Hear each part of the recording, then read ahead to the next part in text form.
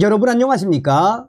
이번에 진행된 제22대 40 총선거 결과가 좀 실망스럽지만 국민의힘이 완패한 건 아니죠. 오히려 6석이 더 늘어나지 않았습니까? 또한 여기서 결정타는 무엇이겠습니까? 조국과 전과사범 이재명이가 그렇게 입에 달고 살았던 200석 범야권 200석 못했지요. 이제 앞으로 일어나게 될 상황을 유추해 본다면 국민의힘에게 유리할까요? 아니면 더불어공산당인 민주당과 조국혁신당에 유리할까요? 이번 소식이 굉장히 중요합니다. 핵심적인 부분은 무엇이겠습니까? 범죄자 서굴로 변한 국회 난리가 났습니다. 충격 대반전, 범야권 이제 박살난다. 신의 한수. 정성산TV 좋아요, 구독, 알림은 큰 힘이 되겠습니다. 자, 우리 보수 우파는 위기 때 강해지지 않습니까? 총선 결과가 좀 실망스럽더라도 국민의힘 잘할 수 있도록 격려해주고 윤석열 대통령 이 격려를 해줘야 합니다. 범죄자 서굴로 변한 국회, 범야권 향후 운명 매우 어두워. 신의 한수 법조계. 40 국회의원 총선거가 범야권의 압승으로 막을 내린 가운데 22대 국회가 범죄자들의 도피처 서굴로 전락했다는 우려의 목소리가 커지고 있습니다. 실형을 받거나 재판 및 수사를 받고 있는 조국혁신당의 조국 대표, 황운하 원내대표를 비롯해 이재명 더불어민주당 대표 등이 모두 금배지를 손에 거머쥐었기 때문입니다. 그러나 앞으로 범야권의 운명은 그리 밝지 않습니다. 법조계에서는 이번에 더불어민주당과 조국혁신당 분열의 신의 한수가 될 것이라고 전망하고 있습니다. 그만큼 이재명 당대표와 조국 당대표 둘 다 구속될 위기가 거의 80% 이상을 넘겼기 때문입니다. 국민의힘 한 재선 당선인은 먼저 국민의힘이 국민들의 선택을 제대로 받지 못한 것에 대해 반성을 합니다. 라면서도 다만 범죄에 연루되거나 1심, 2심에서 유죄 확정을 받은 자들이 국회의원 신분을 방패 삼아 특권을 누리고 대한민국을 이끌어 가도록 한다는 것은 나라의 국격을 떨어뜨리는 것이라고 개탄을 했습니다. 중앙선거관리위원회의 개표 최종 결과에 따르면 조국당은 출범 당시 제시했던 10석의 목표치를 상회한 12석을 확보했습니다. 이에 따라 비례대표 후보 1번인 박은정 후보와 2번 조국 대표, 4번 신장식 후보, 6번 김준영 후보, 8번 황운하 원내대표, 10번 차규근 후보 등의 당선이 확정됐습니다. 하지만 이들은 대부분 재판을 받고 있거나 검찰에 고발된 상황으로 앞으로 이들은 국회의원 이슈가 될 때마다 이 고발 사건으로 국민들의 지탄을 받거나 여론들이 계속해서 과거에 대한 기사를 쏟아낼 예정이어서 이들의 운명은 앞으로의 향방은 그리 밝지만은 않습니다.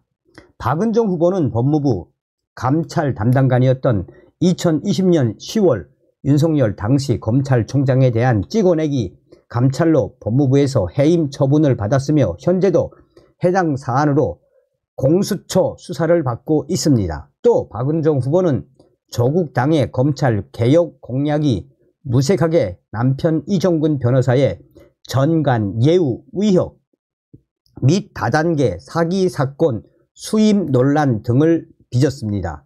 박은정 박은정 후보의 남편 이정근 변호사는 지금 시민단체들로부터 수많은 고발을 당한 처지입니다. 박은정 위원이 국회에 나올 때마다 기자들이 고발된 이정근 남편에 대한 질문을 당연히 할 것이며, 이럴 때마다 조국혁신당에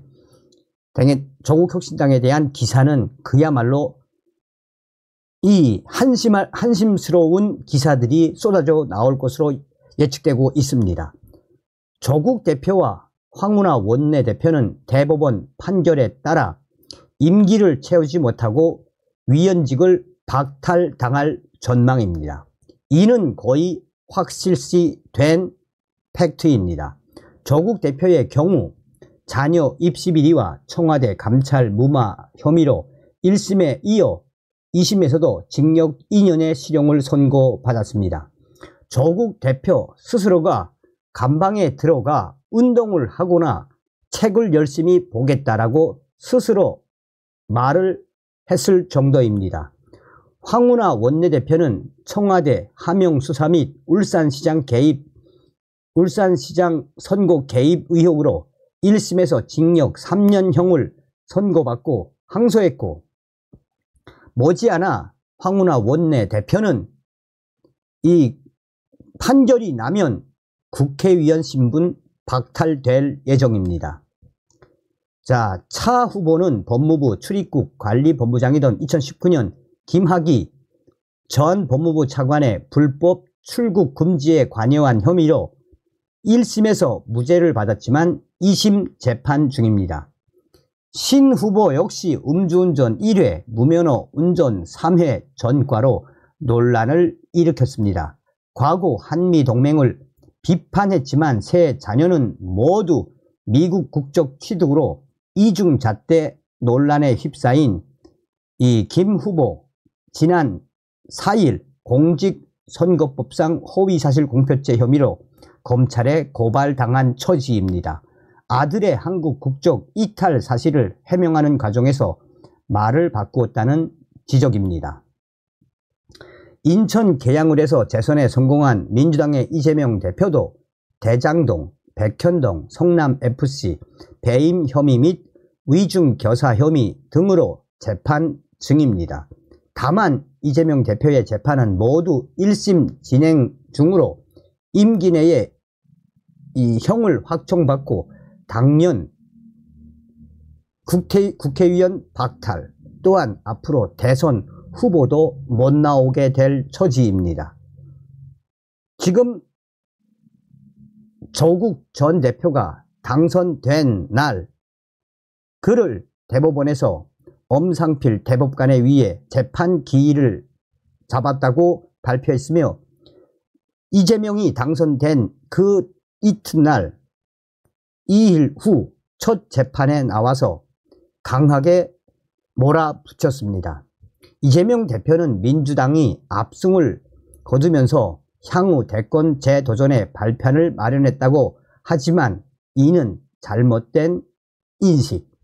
비명 행사, 친명 행사, 사천 논란에도 당의 체질을 친 이재명 체제로 바꾸는데 성공했지만 앞으로 민주당 당선자들 적게는 20명에서 많게는 30명 이상 당선 무효형을 받을 대반전, 충격적인 대반전이 기다리고 있습니다.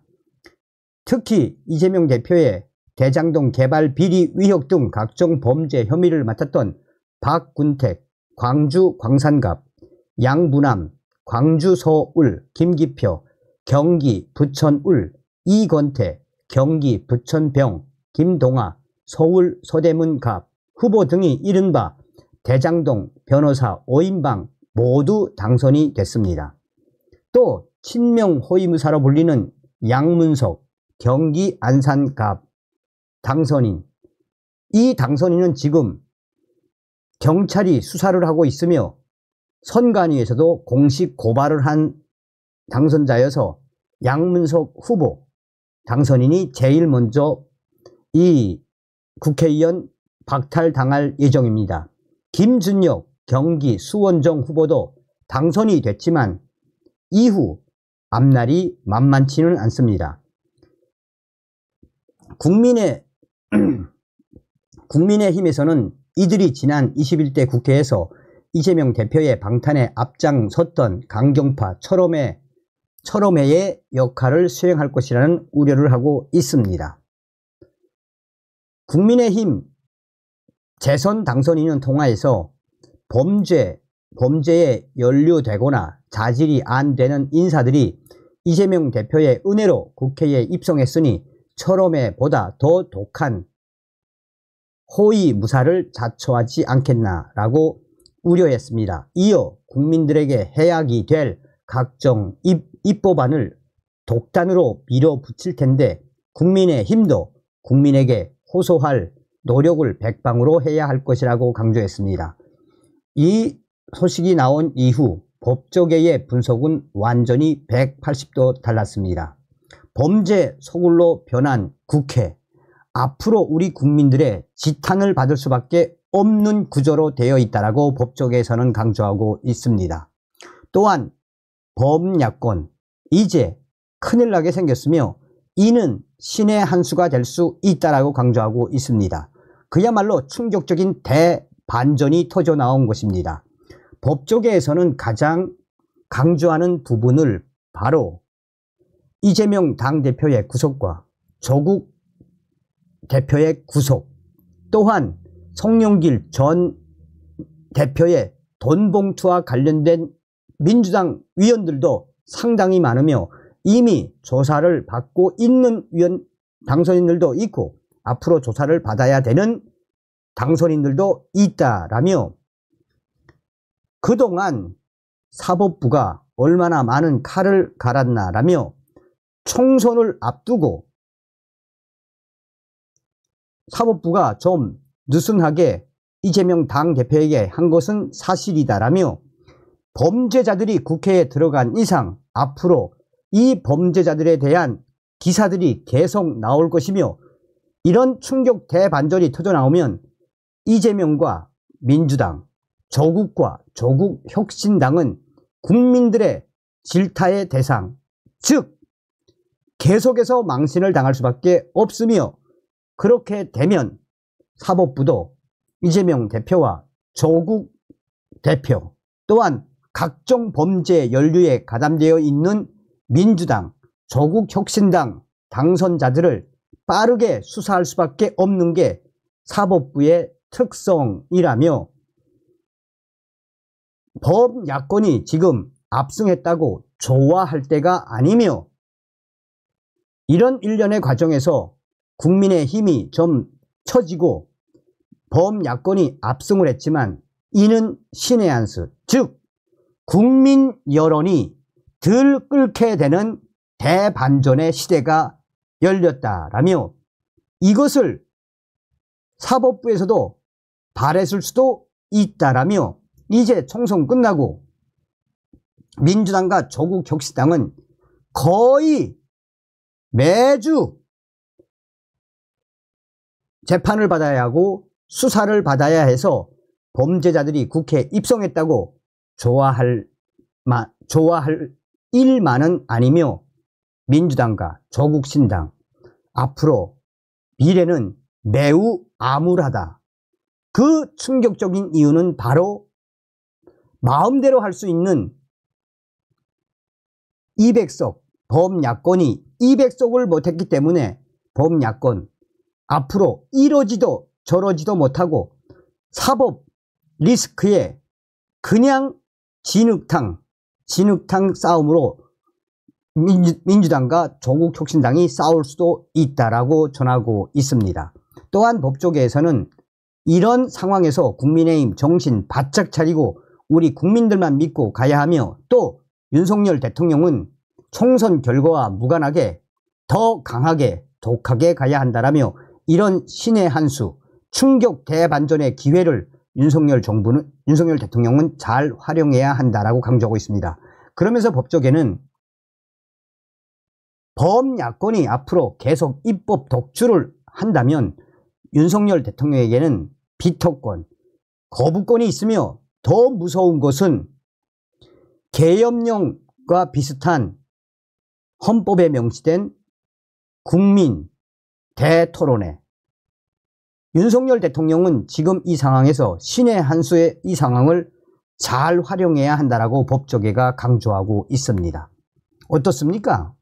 뭐 우리가 두려워할 필요가 없지요. 시간은 우리 편 아니겠습니까? 다음 시간에 뵙겠습니다. 멸공.